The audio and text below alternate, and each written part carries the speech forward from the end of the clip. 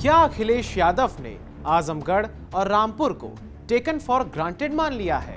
क्या अखिलेश यादव आजमगढ़ के नतीजों को लेकर आश्वस्त हैं? आखिर क्या वजह रही कि अखिलेश यादव आजमगढ़ और रामपुर के रण से नदारद रहे? क्या यह अखिलेश यादव की रणनीति है या फिर कोई सियासी भूल? सब कुछ विस्तार से समझिए। आजमगढ़ और रामपुर लोकसभा उपचुनाव के प्रचार का आज आखिरी दिन था। सत्ताधारी बीजेपी के नेता गांव-गांव और गली-गली पहुंचकर चुनाव प्रचार कर रहे थे, लेकिन सबसे बड़े विपक्षी दल समाजवादी पार्टी के सबसे बड़े नेता अखिलेश यादव पूरे उपचुनाव से नदारद रहे। अखिलेश यादव ना तो रामपुर गए और ना ही आजमगढ़ गए। अब सवाल ये है कि आखिर आजमगढ़ प्रचार करने क्यों नहीं गए अखिलेश यादव? आजमगढ़ में चुनाव प्रचार नहीं करने के पीछे अखिलेश यादव का आत्मविश्वास है। उनके इस कॉन्फिडेंस की वजह इस लोकसभा सीट का जातिगत समीकरण है। उपचुनाव आजमगढ़ लोकसभा सीट पर हो रहा है। इस लोकसभा क्षेत्र में 5 विधानसभा सीटें हैं: गोपालपुर, सगड़ी, मुबारकपुर, आजमगढ़ और मेहनगर। इन विधानसभाओं को मिलाकर बनती है आजमगढ़ लोकसभा सीट। इस लोकसभा क्षेत्र में लगभग 17 लाख वोटर्स हैं। लगभग 3,75,000 Yadav, 3 lakh upper caste voters, 2.5 lakh Muslim, लगभग 2,50,000 ही दलित। राजभर वोटर्स की संख्या भी 2 लाख के आसपास है। अन्य पिछड़ी जातियों के वोटर्स लगभग 3 लाख के आसपास हैं। क्या अखिलेश यादव को मुस्लिम यानी एम और यादव यानी वाई फैक्टर पर भरोसा है?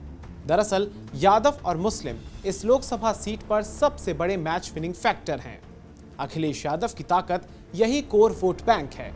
इसी के दम पर अखिलेश यादव ने मान लिया है कि आजमगढ़ लोकसभा तो उन्हीं की है। पिछले कुछ लोकसभा चुनाव और 2022 के विधानसभा चुनाव के परिणामों को भी अगर देखें या फिर हम उन्हीं को रुझान मान लें तो अखिलेश यादव के लिए ये सीट जीतना कठिन कार्य नहीं है। 2022 विधानसभा चुनाव में आजमगढ़ जिले की सभी 10 सीटों पर समाजवादी पार्टी ने जीत प्राप्त की थी। 2014 से अखिलेश यादव के इस्तीफे देने तक आजमगढ़ की लोकसभा सीट समाजवादी पार्टी के पास रही है। रामपुर में प्रचार करने अखिलेश यादव क्यों नहीं गए? अखिलेश यादव रामपुर क्यों नहीं गए? इसे समझने के लिए समाजवादी पार्टी की सियासत को मुलायम सिंह यादव के दौर से समझना पड़ेगा। मुलायम सिंह यादव की खासियत ये थी कि उनके साथ लगभग हर जाति वर्ग का एक नेता होता था, ब्राह्मण, क्षत्रिय, कुर्मी या मुस्लिम। मुलायम सिंह के बारे में ये कहा जाता है कि वो जमीन से जुड़े नेता हैं। किसी भी कार्यकर्ता से किसी भी वक्त मुलाकात कर लेते थे। लेकिन अखिलेश यादव के साथ मामला दूसरा है। अखिलेश यादव की पूरी राजनीति जातिगत समीकरणों, खासतौर पर एम-वाई फैक्टर पर आधारित है। वो सिर्फ यादवों के नेता बनने की ओर अग्रसर हैं।